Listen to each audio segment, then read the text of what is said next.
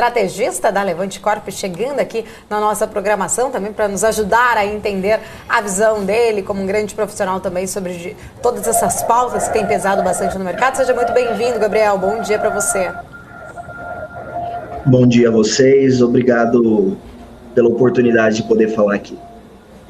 Obrigada, Gabriel. Queria começar, entendendo um pouco da sua visão aí, vocês, como a casa como um todo, sobre essa situação da PEC, da transição, os impostos aí, os impactos que tem causado bastante no mercado, que a gente viu ao longo dessa semana. O Ibovespa está ali na semana fechando com uma perda de quase 3%, ainda temos um longo dia pela frente, mas agora a gente já vê o dólar subindo quase 5%. Queria entender um pouquinho também a sua avaliação sobre todo esse cenário de incertezas, as declarações do presidente eleito, dos membros aí do governo também eleito, que devem trazer, se você acha que isso deve continuar trazendo aí mais preço para os ativos.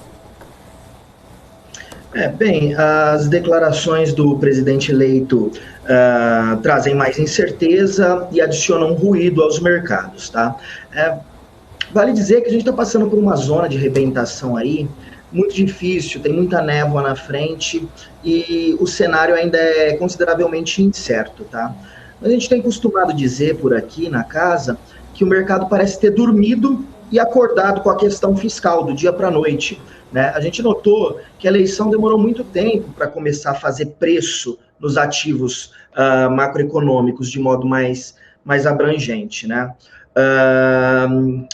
Isso a gente notou desde o final do primeiro turno, tá? Até o começo da eleição, o que a gente viu foi os preços lá fora, tá? Nominalmente a taxa de juros americana, a política monetária americana, fazendo mais preço, e só então o mercado começou a olhar para a eleição no Brasil, tá?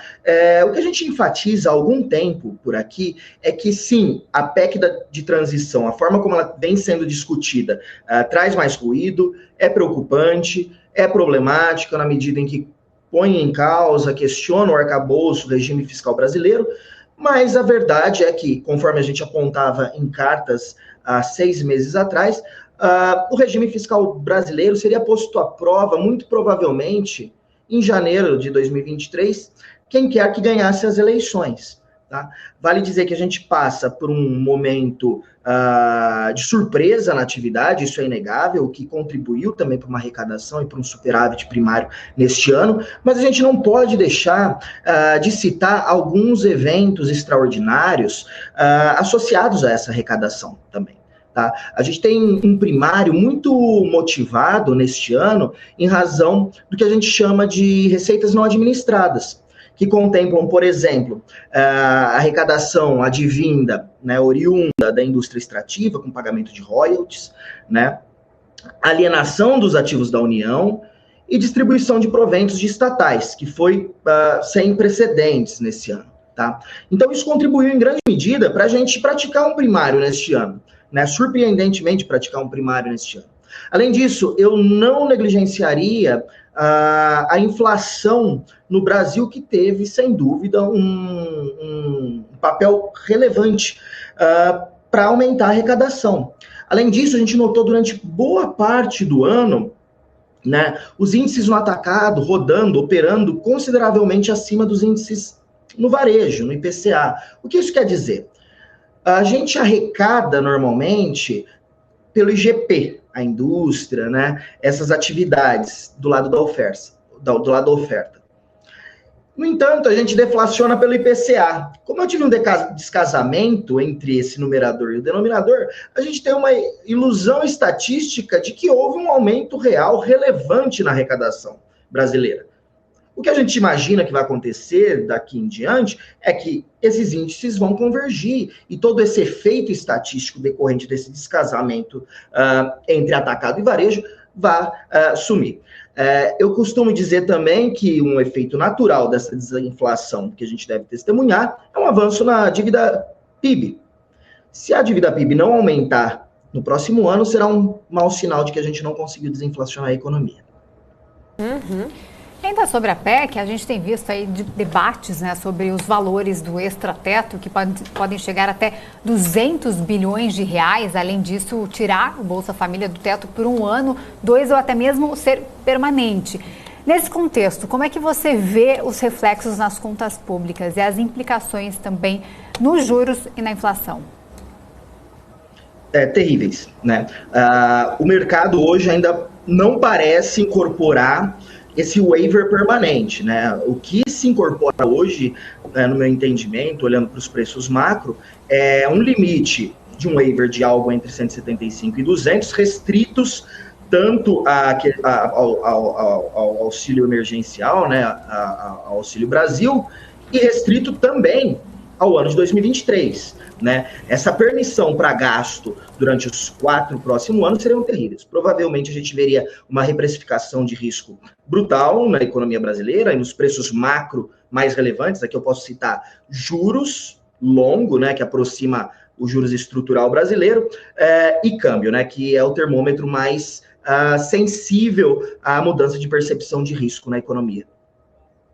Inclusive, Gabriel, a gente viu aí várias empresas mais sensíveis à questão da Selic, ontem caindo forte, né, no pregão, construtoras, varejistas perdendo valor de mercado com todas essas turbulências. Hoje já sinalizam ali que mostram uma certa recuperação, mas eu queria entender da sua visão se você acha que esses momentos, né, de mais estresse que a gente vê que acontecem ainda pesando muito, né, temos muitas incertezas ainda pela frente, se eles podem acabar abrindo, né, servindo aí como oportunidades, né, para os investidores, ou pesa mais aí a questão do cenário em relação a poder piorar também ainda mais e fazer com que essas empresas percam ainda mais valor de mercado diante, né, de todas essas incertezas que ainda estão aí na conta?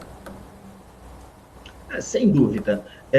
Nada é tão barato que não possa ficar mais barato se o macro não ajudar, né? Mas a gente sempre enfatiza que é importante manter-se alocado, porque na volta normalmente ela é muito rápida e é difícil você conseguir oportunidade, janela locativa para conseguir pegar o movimento.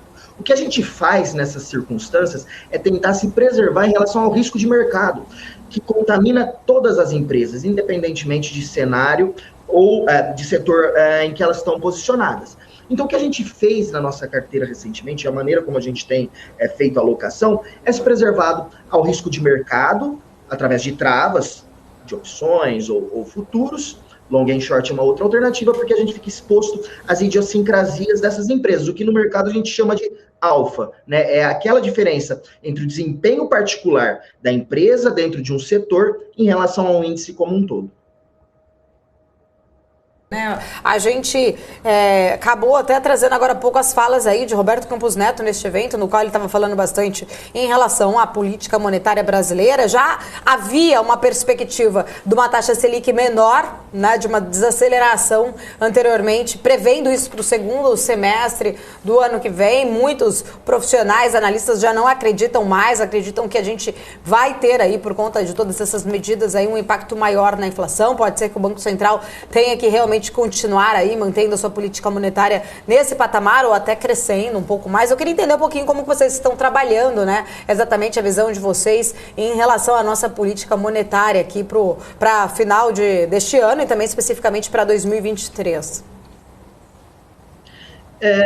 Conforme eu disse, há muita incerteza no curto prazo. Então, a gente poderia se apegar a quê? Né? Qual o maior grau de previsibilidade que a gente tem? Sobre qual agregado macroeconômico? Eu diria que é sobre atividade, curiosamente. Por qual razão?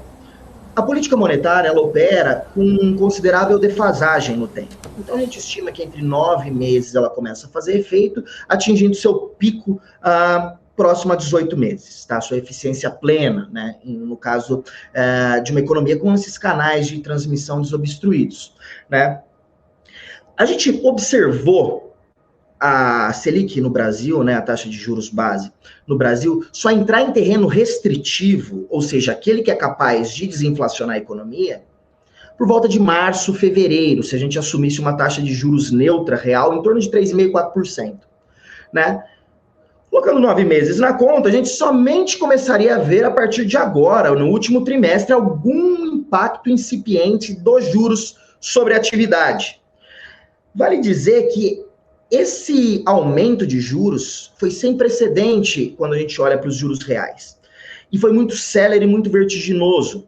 Então, isso vai ocasionar um impacto concentrado no tempo e provavelmente vai afetar a atividade a partir do segundo trimestre do ano que vem de modo mais dramático. Então, isso é algo que a gente pode prever com certa razoabilidade, tá? Levando isso em consideração, a gente também não pode desprezar os efeitos dessa eventual desaceleração sobre a inflação, num primeiro momento, e sobre os juros num segundo momento. A política monetária, hoje, ela se ocupa em seu horizonte relevante do ano de 2023 e vai passar progressivamente mais a se ocupar do ano de 2024. Vale dizer que, apesar do ano de 2023, a inflação ainda está operando acima da meta, ela vem no Focus atendendo a uma dinâmica cadente, semana após semana, e a de 24 ainda não está desancorada. Então, eu acho que é preciso haver uma ruptura, um chacoalhão muito drástico no mercado financeiro e nas condições financeiras para obrigar o Banco Central a reiniciar, religar o seu ciclo de alta. O que ele pode fazer é ele manter-se vigilante e talvez prolongar por um pouco mais de tempo essa política monetária mais restritiva, tá? Em 13,75.